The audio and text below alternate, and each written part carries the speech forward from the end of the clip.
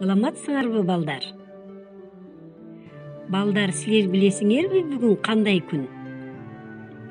Ооба, бүгүн 23 апрель бүткүл дүйнөлүк китеп күнү. Китеп адамзаттын руханий байлыгы, кенч казынасы. Өткөн менен азыркыны, азыркы менен келечекти бириктирип турган улуу күч. Демек балдар, биринчи китеп кантип жана кайда пайда болду деген суроо жаралышы мүмкүн.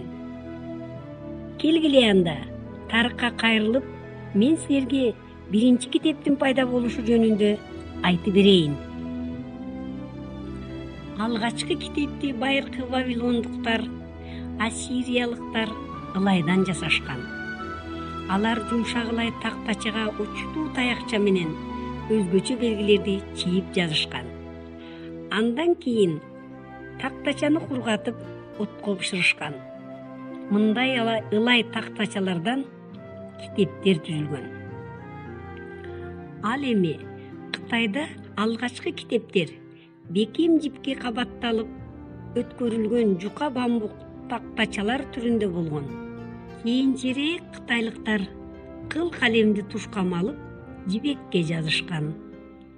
Байыркы Египетте таш такталарга чегип китеп жазышкан.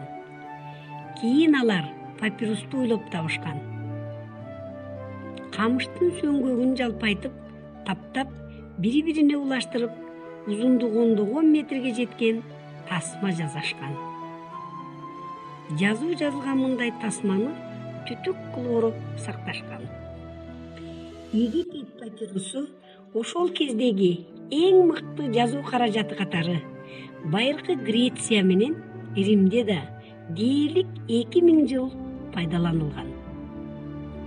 Ал эми азыркы учурга кайрылып көрсөк, китеп басуу мезгил талабына ылайык жаңы технологияны колдонуу менен, башкача айтканда, компьютер аркылуу сапаттуу жана тез арада чыгарууга ыңгайлаштырылган.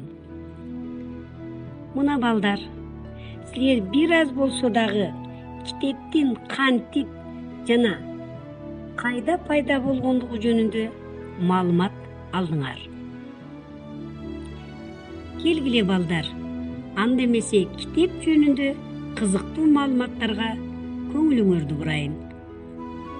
Дүйнөдө рекорд койгон эң чоң китеп супер китеп деп аталат.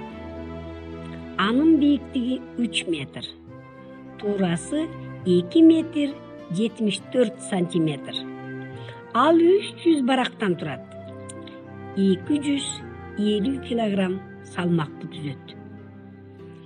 Ал эми эң кымбат китептердин бири Леонардо да Винчинин Лестер кодекси деген китеби. Ал китеп учурунда 24 миллион долларга сатылган. А эң кичине китеп болсо, бул Чеховдун Хамелеон деген китеби.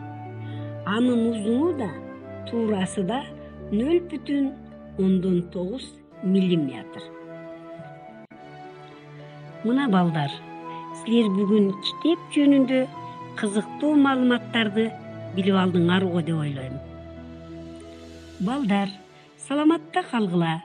Бүгүн силер менен болгон Кызыл Кыя шаарындагы Токтогул атындагы номер 6 орто мектебинин китепканачысы Абдуллаева Мөөр.